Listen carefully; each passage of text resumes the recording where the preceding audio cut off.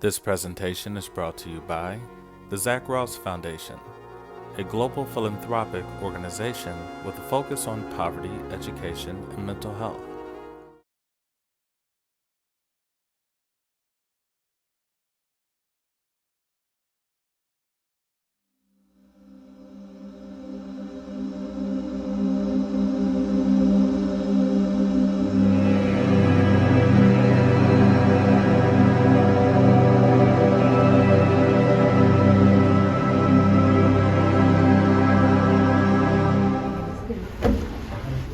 How's everyone's week going so far? Boring. Who said boring? Me. Right. Because it's like the same thing every day. Oh, I go it's to a school repeat. and then I go to work and then I go to school and I go to work. Yeah. Gotta throw something in different to mix it up, you know? Yeah. Can't keep doing the same It's more stuff. fast. What's that? Fast. Yeah, right? It's almost February. Isn't that crazy? It was just New Year's Eve, seems like the other day. Anybody going anywhere for spring break? Got any plans? Home. When's spring Going home? break? Where are you from? Kansas. Oh, yeah, near Topeka, right? Mhm. Okay. What were you saying? When is spring break? Yeah, when is spring break? March 7th through the 11th. Oh, Yeah. that's terrible. 7th to the 11th? Yes. What's the point? It's 4 days. It's a week. I think it's like the 14th. That's Friday. Yeah, I think it's like the 7th to the 14th or something. 11, that's a whole week. No, it's not. A week is 7 days. Okay, you also got to include the weekends, y'all. Let's just say You this literally is get- the week of March 7th, right? So Your 7th to your last day 14th. classes are on the 4th, and you don't go back until like 13th or 14th or something like How you gonna that. close us at the house? Because those are the school days. Those are the school days that were. I'm not including weekends. I'm not including weekends. This is psychology, right? His perspective, if that school doesn't exist normally on the weekend, so it's irrelevant. So he's like from Monday through. But as you would normal on people. average say, like, no, you gotta count it, right? Monday through Sunday, which is great. Which is great. This is awesome. Why is this awesome? We all think different, you know. And if you travel across different borders, people think very, very different, you know. Or if you come from a different part of the country, you might actually think a little different based on whatever. So, once again, what we may deem as certain things that people say that'll raise an eyebrow, we have to also stop ourselves from immediately responding that way. Okay, I see what you're saying, yeah. I see where you're coming from. Right. Let's think about this. In society, Siri's like talking to me in my ear. Answer Siri. I lost my train of thought. I was gonna say, we live in a society of agreements. Like, man, that's right and that's wrong. Why? The majority of people agree that that's the way it's done. The majority of people say that's how it should be done. It doesn't necessarily mean that it could be holistically done, right? Same case goes with the vaccine, right? Look at where we're at with that. I think 70% or close, well, 60% of the country is vaccinated, 40% unvaccinated. For whatever reason that is, doesn't matter. Right? If you're vaccinated for whatever reason you think or believe. So this is just a natural process of psychological perspective, which means we should try to understand one another. And then we should try to understand the human brain and behavior so we can truly understand us, understand ourselves. That's what makes the most successful people. The most successful people in life truly understand human behavior. Guys like Elon Musk, guys like Bill Gates, guys like Mark Zuckerberg. Zuckerberg is only looking at your behavior on Facebook. Why? So he can target more ads, so he can sell off more ads, sell off information, this is data about you, which is just your behavior. Like, oh, you okay? I see I'm looking at this a lot more. Let's make sure we target those ads a little bit more to you to influence you to do something or buy something. All right, so we're back to sort of the physiological part of psychology where we're kind of looking at the communication to the brain in order for it to do certain actions, right? Automated reactions or conscious reactions, right? Some things we do are unconscious, we're just doing. We breathe, we blink, we sneeze, we cough. Like planning on doing this. It happens. And other things are very conscious. We make decisions. Hey, which school should I go to? What class should I take? What should I invest in? I wonder what I'm going to do with my life. Hey, this is cool.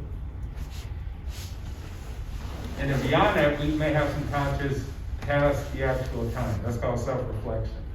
Where we look back like, damn, I would never wear that I wore 10 years ago. You know? Whenever I did that, that was pointless, that was irrelevant, that was useless. We have time to self-reflect. So, back to the brain structure. So we're kind of getting more into the anatomy of the brain. Right? We have the thalamus, which is the central control center at the top of the brain stem. Right? And the thalamus directs messages to the cortex sensory receiving areas and transmit replies to the cerebellum and medulla. A little bit complicated, sounds complicated, but we're just looking at the different parts of the brain and how it transmits signals to make something happen. Right? Book talks about reticular formation, that's the nerve network that travels through the brainstem into the thalamus and controls arousal. That's the part of your brain that controls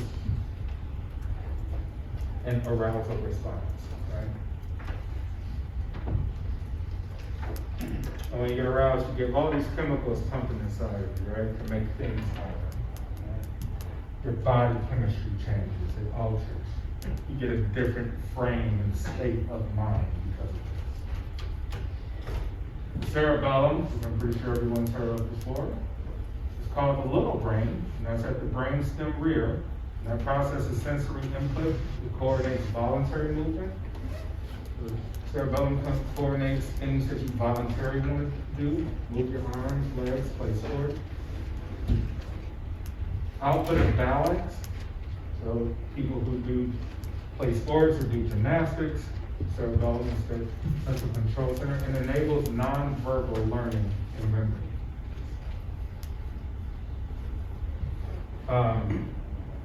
So nonverbal, right? We can learn just by imagery, just looking at it.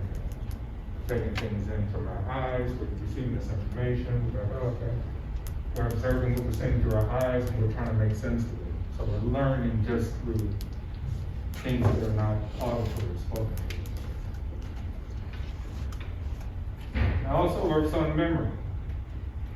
So we gotta remember, I don't do multiple choice when it comes to exams. I think I'm not of that school of thought, as a professor.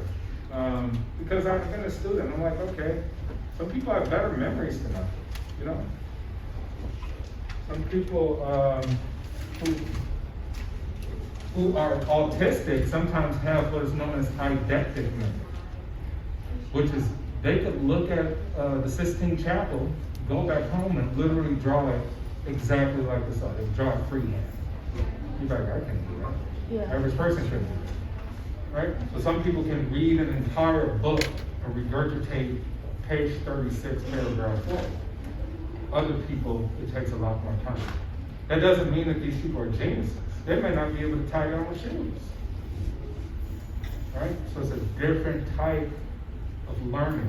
So, I come from school of thought, you're like, oh, multiple choice. Yeah, I remember that definition, that concept. You're like, yeah, okay, you get it, but tell me about it.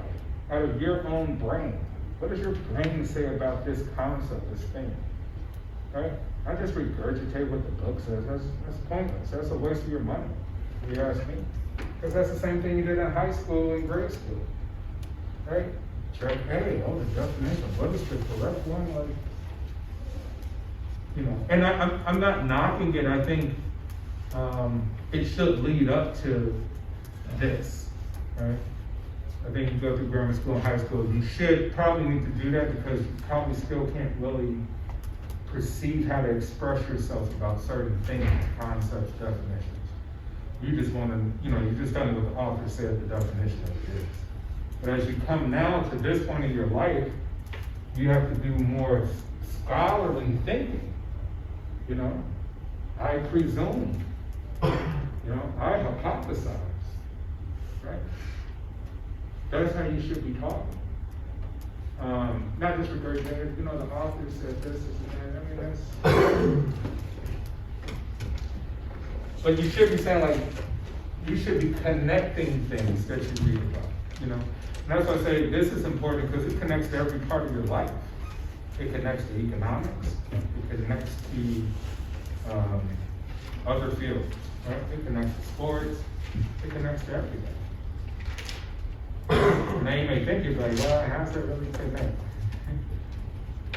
It can, a million ways. That means you just gotta think harder, right? Because everything is connected, essentially. Right, meaning if you can understand this type of stuff, maybe you won't be so influenced. Like, wow, internet really influences me. Instagram, Snapchat, TikTok, Facebook, it really dictates my behavior. But now if you stop and you feel a little bit more conscious, like, what? That's a nice try there, Zuckerberg, I'm not going for it. I don't need to buy another pair of shoes just as fast. Maybe I'll use that money to go take it. Means you become more self-aware, yes.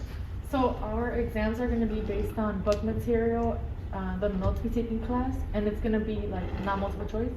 Non-multiple choice. Okay, got it. In your own words, with your own human brain, right? Express, which to me is not harder. It makes it not harder. So no need to go, oh my gosh, this is new, let's go. No, it should be easy. Right? You guys made this why you're intelligent. You're here, you're intelligent. I need to be a genius to answer the questions. That's the point. But you do need to be thoughtful. That's it. Be thoughtful and express. What are your perspectives on this, and that? That means you're using your brain. If you're not, it means you're just using what we just said, cerebellum, you're just using memory. It's nothing. So just connect the dots between things. Anything else? On this, the exam, anything. So here we have our brain. There's our brain stem coming down. And here is what is known as the hypothalamus.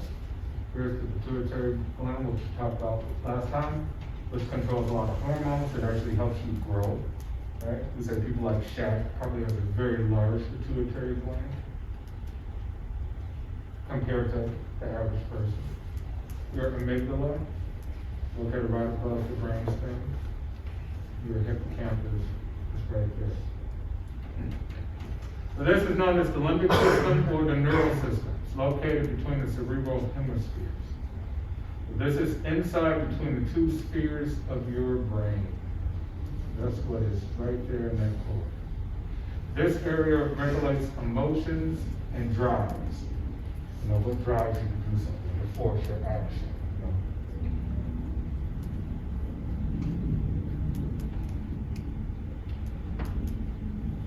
This is just a different scan of the limbic system. Your amygdala is two beam-sized neural receptors. They control emotions. They control sadness. They control, I always use the word happiness, but they control you being elated, having moments of elation. The hypothalamus, which we just saw, below the thalamus, directs maintenance activities. So it maintains everything, make sure everything is in balance, things don't go askew. Your hippocampus is a seahorse-shaped neural structure, and it controls conscious memory. Right? It stores memories that are very conscious, things that maybe happened growing up, things that are nostalgic to you. you hear certain music and it takes you back to the time, things like that.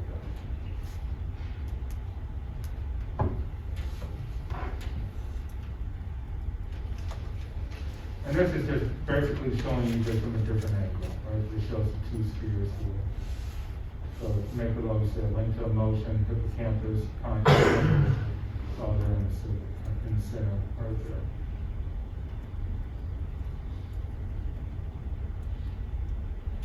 there. The cerebral cortex. Anyone ever heard of the cerebral cortex before? No. Was that? No. So it's the center part, it's a central processing unit basically. So it processes information. It's the control center basically. It holds about 20 to 23 billion nerve cells and 300 trillion synaptic connections. That is all in your brain. You have 300 trillion synaptic connections. Remember we talked a little bit about like synapses is where information goes from one area to another. And we talk about neuroplasticity, which is like, hey, you could be in a new environment and you could adapt and learn new things. And you could create new synapses, new pathways to learn new things, to change and alter the way you think, the way you behave.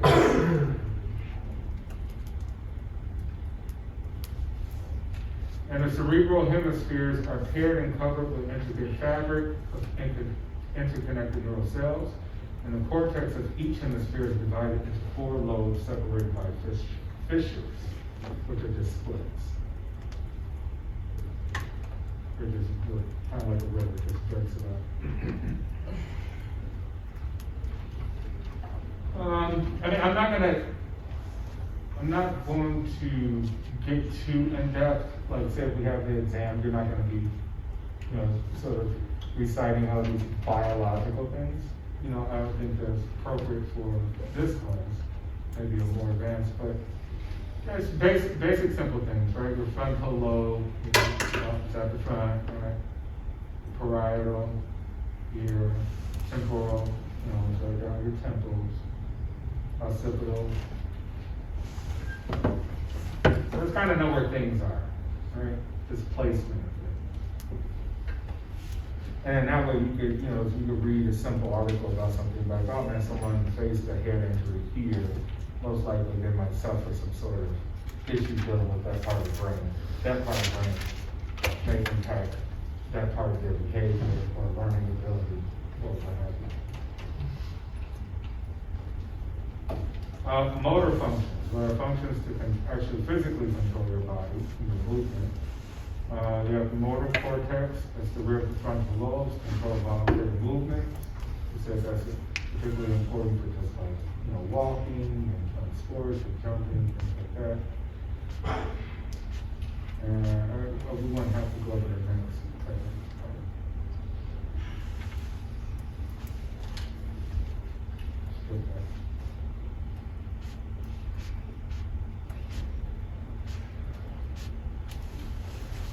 Sensory functions, right, for your senses, touch, taste, sound, hearing, things of like that nature. Your somatosensory cortex is here, and that receives incoming messages from skin sensations and movements from your body. And the front parietal lobes parallel the motor cortex, that's the location. Your visual cortex receives input from your eyes, so it sends information to other paths and specialized areas, so it helps with facial recognition. You're like, hey, there's my friend, right? People who may have suffered some sort of trauma in that area, I can't remember who that is. That's my mom and dad, but I can't even recognize. So they can have issues with like dementia and things of that nature. Emotion detection is also part of that. People may not have, they have damage to that area, they may not have an actual emotional response. But hey, such and such died. If you have damage, someone may not actually be able to respond to that the way you would normally respond to such information.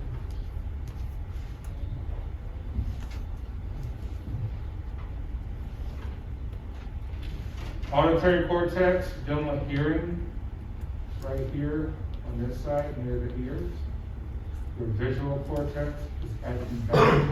So your visual cortex would be right behind your eyes, not directly, but towards the base of the back of the brain. And so for auditory cortex, it receives information from ears, circuitous route from one ear to the auditory receiving area above the other ear. It's in the temporal lobes, near your temple. So that's the part of the brain that processes sound information, right? Waves. And these waves of sound from the ear, takes that information, processes it, and does what it needs to do with it.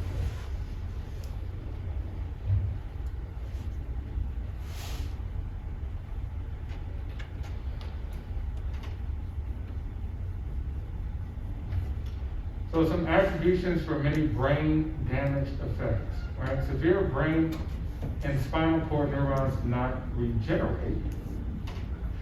So sometimes if you have someone who suffers some major brain damage, there's no way for them to come back from it, right? It's going to be a permanent state. And that's typically why when you face like car crashes with spinal cord areas, that's typically a life-altering event, which means that person will not be the same, no matter how much medical attention they receive.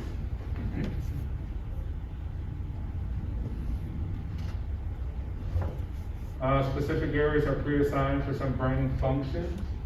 Neuroplasticity and reorganization, we talked about that. You're creating pathways, learning things. These things may occur after serious damage, especially in young children. So young children are falling and hitting their head all the time, right? They're moving around and doing all types of things. But they can bounce back a lot more than we can, right? But they have a lot of brain neuroplasticity. They're constantly learning not to do something, right?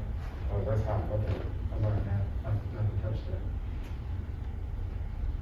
Makes unused brain areas available for other uses, so sometimes certain parts of your brain can try to compensate for the damaged areas. This is in the case of blindness and deafness, or damage to one hemisphere to the brain. For some people who happen to face something that causes them to be blind, their hearing may be, greater than the average person. Because now their brain is trying to compensate for losing something. Some people who happen to be deaf, their vision is probably way more powerful than the average person, because their brain has to compensate for not having to process sound. Neurogenesis, new neurons may be produced, migrate elsewhere, and form new connections.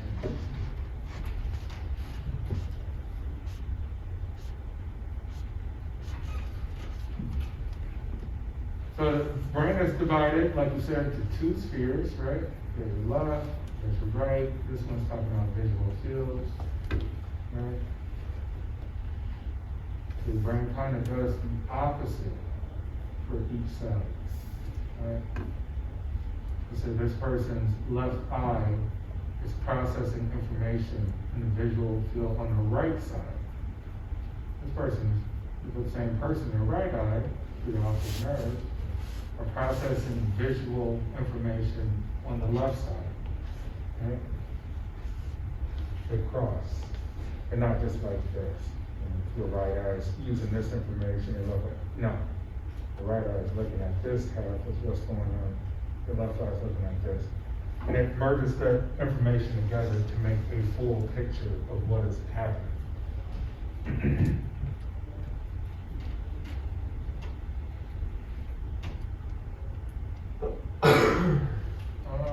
And this is talking about, it's basically like a case. Corpus callosum severed. You severed corpus callosum, seizures disappeared, personality and interlocal main largely intact. Visual information sharing ended, behavior latency was right there. So just giving you a case of someone who may have faced some damage in the corpus callosum. But left hemisphere gives rational, goal-related orders, while the right hemisphere of the brain gives conflicting demands. So one skull, two minds happening within our head.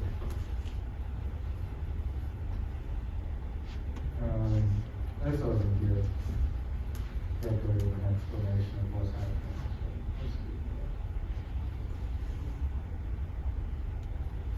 So back to the split brain, right, left brain. Right hemisphere increase activity with perceptual tasks, modulates speech. So the right side of your brain is used for speech, allows for making inferences about things. It organizes your consciousness or self-awareness. The left part of your brain does math, so it's very good with arithmetic, making computational tasks.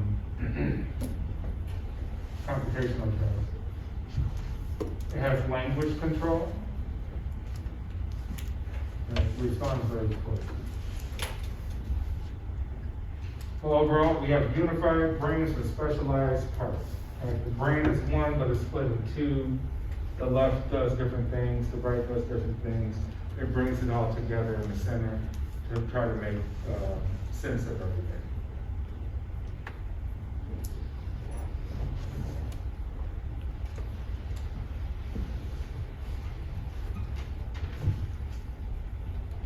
So how does our heredity interact with our experiences to create both our universal human nature and our individual and social diversity?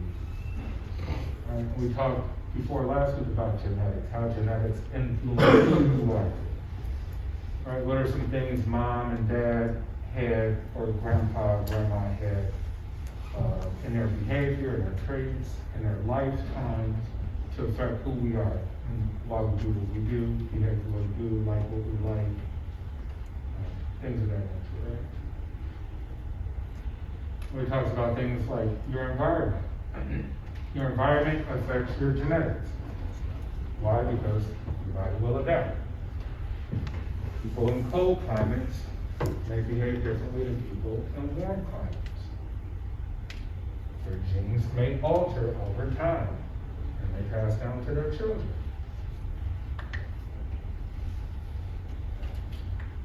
And that's part of the heredity, right? Passing down. What are some examples we can give about differences we see in the environment just here? I mean, who's done much traveling across the United States? You. You've traveled all over West Coast, East Coast, South, North. Okay. Alaska and Hawaii too. I've been to Alaska. I've been to Hawaii. Okay.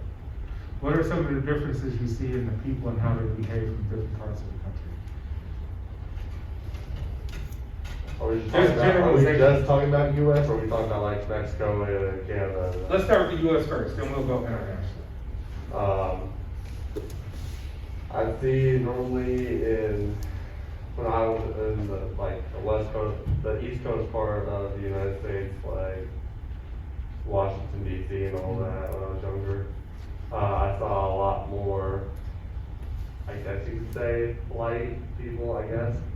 People acted more like they were like, if you went to stores and stuff like that, they'd want to bargain a lot more than not. So they're more polite, they're looking for better deals. Yeah. They believe in bargaining as opposed to accepting just a price. Yeah. You know, like that's I think that in like stores and stuff like that, Yeah. there's a lot more, I'd say there's a lot more tourist attraction and stuff, on the East Coast than there is the West Coast. Is there a difference in how they talk? I would say so, yeah. Accent? I mean, you can definitely tell a difference in something like Florida. Yeah. People in Florida compared to here, you can tell a difference from people in Washington, because I've been to Washington once or twice. You can't really tell a difference in anybody like down in Texas, really. Depends on the area. I've been in the Galveston area.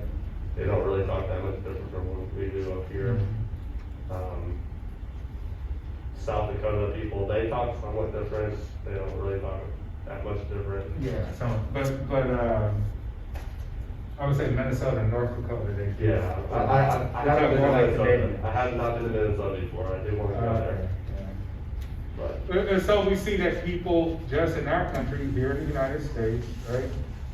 We all have the same nationality, but completely different, right? You know, people out west talk different than people in the Midwest. You know, people in the East talk different than people in the South, right? And these are passed on and passed on and passed on. Eventually, you know, it becomes a hereditary thing, right? This is just natural. This is just how you talk. Right? You know, I go to LA a lot. I own property in LA. And a lot of people talk Valley.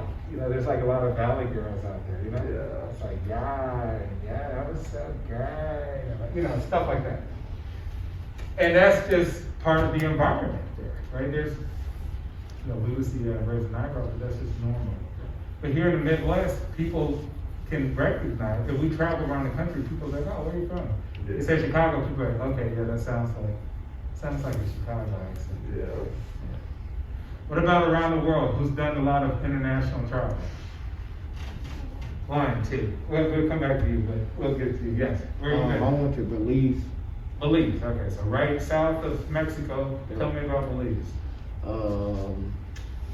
The people that was like go-getters, like they'd do whatever they had to do to get money, basically. Hey, hustlers. Yeah. Yeah. So everybody hustled, and it's not necessary. So It wasn't a bad hustle. It was Yeah, more like no, a yeah. yeah. So it's not necessarily about like here we say, and I think society's maybe changing a little bit more, right? Back in the day, you did one thing and that's all you did, you know? Now, but I think with globalization, the internet, everybody's kind of doing multiple things, right? You do 5 things. But yeah, in Belize, definitely. It's not about one thing doing well, it's about how can you succeed to make more money to bring in to survive with your family, you know? So it's like, no, you just gotta keep doing multiple things to bring in. So you may have 3, 4, 5 jobs. I think in Jamaica, like that too, right? People got 5 jobs. So go 1, 2, 3. Here it's more so like, hey, my profession, you know? This is what I wanna be, you know, I'm this, I'm that. This is what I aspire to do. We typically wanna do one thing great, and maybe the other things are just hobbies or things to do on the side. We're international. I've been to Mexico, Canada, Bahamas. Okay. There was one other place I've been. Something like that. Any difference? Let's say, You Bahamas? can definitely tell the difference between like somewhere like Mexico and Canada. Canada is more like like an enriched area, I guess you'd say. Canada, there's more shops, there's more tourist areas, there's more walkways than roads normally, I'd say. They're basically almost like the exact same. It's basically the same as United States. Yeah. The only reason I got to go over there is because I was over by the Niagara Falls. It's over there by there. There's a little transport area where you can cross country and stuff like that. Yeah, absolutely. I mean, I've been up there, but just think of this concept, like your environment. We're saying just your environment. Pathways, walkways, right? Like the food in a place, right? How the buildings are set up. Yeah, a lot. That changes how you think and perceive about the world. The only thing that's different about Canada, I really saw, was currency, really. I mean, Yeah. that's kind of Think of this. Canada's on the metric system. So if I were to ask you guys about poundage and say, hey, what do you put that in kilograms? Or how many kilometers today? You're like, what? I don't know. You have to bring out your calculator, right?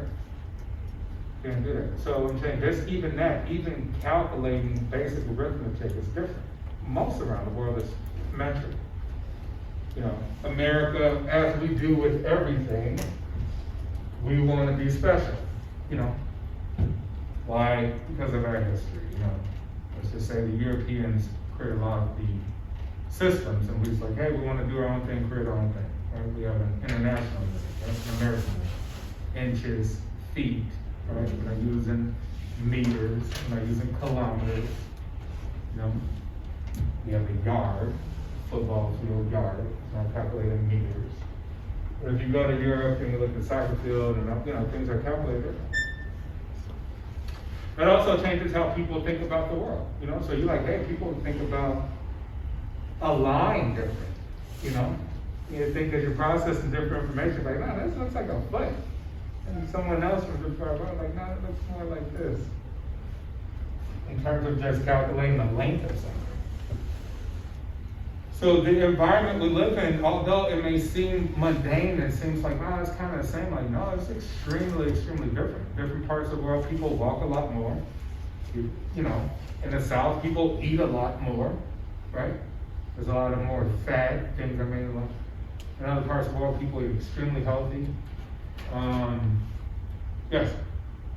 I mean, even like leaving the US and listening to a different country, you kind of realize like other countries don't really care for materialistic things as what we do here. Yes. Definitely. Because they'll take what they have and use that and be grateful for it. As in here, you get something, you kind of use it for a couple months, days, weeks, and then you're over it. You know, Yeah. something newer and better than. Yeah, absolutely. You know, and you think of like, hey, that's the mind frame, that's the psychology of the country. And that could be a real study. You're like, I'm looking at the psychology of the United States versus other parts of the world. About why, maybe a conclusion would be, the United States is a very individualistic country. I only care about myself, right? It's all about me. Other places about the group. Like, no, we have to do what's better for the group, you know? Japanese cars in particular, you know, let's say Toyota and Honda, are built better than American cars. They'll last forever, right? Why? You're like, oh, because of this engineering system and this and that. The big picture is that they work together holistically, right? Everything is done in unison, to be unified to create the best outcome. Here with the individualism, we have individual politics, right? So it makes anything really hard to get done well, right? Which is typical kind of any government managed system. Here in the United States, be extremely poor. Anything managed by the government is literally like you just hired the worst company in the world to take care of something. But it has all the money, it has all the people. What's the largest employer in the United States? What entity has the largest number of employees? Oh, Amazon. I want to say Amazon. The United States government, the federal government, right? Federal government is the largest employer in the country. Far exceeds Amazon. Why? It takes all of our money. It has a lot of money, got a lot of power. But the individual politics is like, oh wow, public schools should be great, public this, right? Healthcare and this and that and that. No. It's normally very, very poor, right? Which is why you're probably seeing your kids do like private schools. So, but the point is, getting back, it's like, hey, the psychology of our country is very individualistic. It's about us. Other places are collectivist society. It's about the collective. Like, hey man, I love my country. I want to take care of my fellow man, my neighbor, my city. And here we're just like, nah, I don't care. I just want it all for me. And so that's just a different mind frame, right? So we're talking about how, we're relating different states in different parts of the country, but now we're relating different countries to different parts of the world. And how that psychology takes hold. And the point of this is to just be more aware. You're like, oh man, and then you'll start to appreciate things more. You're like, wow, look at the way they do this. How come we don't do that back home? Well, now you got a chance, right? We're individualists, they're collectivists. I want my freedom. Well, this is the cost of freedom. Not saying it's bad or good, it just is. It just is. It's what it's about, right? But then on the flip side, you may say other countries, you may not have individual rights. You're like, well, that's a bad thing too. Right? So it's all relative, subjective in how you view certain things. So yeah, environment. But so Europe, for example, right? Europeans walk a lot, primarily. They eat very small dishes of food. Here, you know, supersize me, extra large, I want the whole thing. And although they have very nice luxury things, what we perceive as luxury, right? We look at all the brands, Gucci, Prada, Balenciaga, yada, yada, yada. Here we want to consume a lot. There they still value quality. Here we care about quantity. Who got the most? You'll wear a different pair of shoes every day. Gotta have to do this for tomorrow. I can't wear the same shoes every day. There's somebody who would probably think like, man, I got a very good pair of shoes that last me 20 years. Right? So it's two different mind frames. So our consumer behavior is completely different, even though Europe has quote unquote all the great luxury things, Rolls Royce, Bentley, Ferrari, all these different things. Different mind frame. But yeah, back to genetics. So for example, in the South, you can say, okay, well, man, your family has a history of diabetes. Your mom and dad has a history of high blood pressure. Mom and dad has a history of high cholesterol. Guess what? That's going to pass on to the kids. Your genetics change, right? So we say these things are very real. They're not just things that happen, they pass on. And that becomes who you are, and then who, you know, the grandchildren become. So these play critical factors in how we behave or people behave.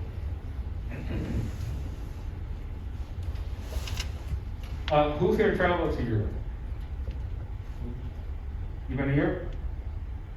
Okay. No one's been to Europe? What about Asia? Who's been to Asia? Yes, where? Jordan. To Jordan. Directly to Amman or a different part of the country? Amman, but also like some surrounding cities. Okay. What's the difference in the environment there compared to here in the US? It's a lot more like friendly and like hospitable. Mhm. It's definitely a lot different because like the way that you like transportation is a little bit different. Like yeah, there's obviously cars, but like the way that like the roads work, it's like a little bit different. And obviously, Are they driving left-handed or right-handed? I don't completely remember because it's been a long time since Okay. I've been there, but I just know like the way that people kind of drive, it's a lot different. Mhm. That's right. And definitely it's a lot more like kind of like, cause like there it's like obviously there's like a more like out of like Muslim population, so like you'll hear like the call to prayer every day. Yeah. And like all of that, so there's different aspects in regard to like the culture there and like the religion. More kind of community based, Yeah. everybody's on the same page. Yeah. Yeah, which is highly influential. Think about this concept, right? Let's just think of the United States here. We'll be like, hey, racism is a problem in the US. So then I'm gonna ask you this. Is racism a problem elsewhere? Right? Which inherently we have to say that prejudice is kind of a universal thing, right? In some form or fashion. Racism may be probably more potent here. Why? Just look at your classmates. Don't nobody, very few people look alike. We're all different. Which after a while may be better for us, we become more accepting, Have we not been exposed to all these different looking people, we might pull away when we encounter different looking people. Right? Because of exposure. Because man, our environment, there really were a lot of these types of people that we face. And other people, yeah, I grew up in the city. All my friends were from all parts of the world. Who cares? But it's still a universal thing, right? Let's say in Russia, back when Russia was the USSR. And then Russia got broke up, right? Yeah. Estonia, Latvia, right, all the Russian states. Chechnya, Georgia, Uzbekistan, Kazakhstan. But for a lot of the Russians in mainland Russia, there was still some form of prejudice or racism there. Which means even though people looked pretty much the same, they still hated them for whatever reason they could conjure up. Right? Different parts of China got broken up. And we could say, although the people look very similar, like, hey, how's there racism within the same looking type of people? You know, it's a universal thing, which means that we were essentially trained to hate people for whatever reason. You know, northern Mexicans may have some issues with southern Mexicans, right? Mestizos. Puerto Ricans may have issues with Mexicans, for whatever reason. And so, but the point is, this is all learning conditioning behavior based off your environment, which deals with politics. You can start to believe hateful things. So that's just your brain accepting certain things. So your culture, you can change your culture. But in terms of, let's say, race, if someone says, hey, what's race? You know, the truth is, it's an unscientific thing. Not in any science book, when it comes to human race. It's just a human race. In terms of politics and sociology, yeah. Now we just gotta find reasons to hate people, or whatever. Reason that is. All right, I'm not gonna keep you guys, but I'll see you on Monday. Once again, this has been the International Business Environment. I'm Professor Zach Ross with the Brennan School of Business at Dominican University. Thank you for watching. This presentation was brought to you by the Zach Ross Foundation, a global philanthropic organization focusing on poverty, education, and mental health. We hope you've enjoyed.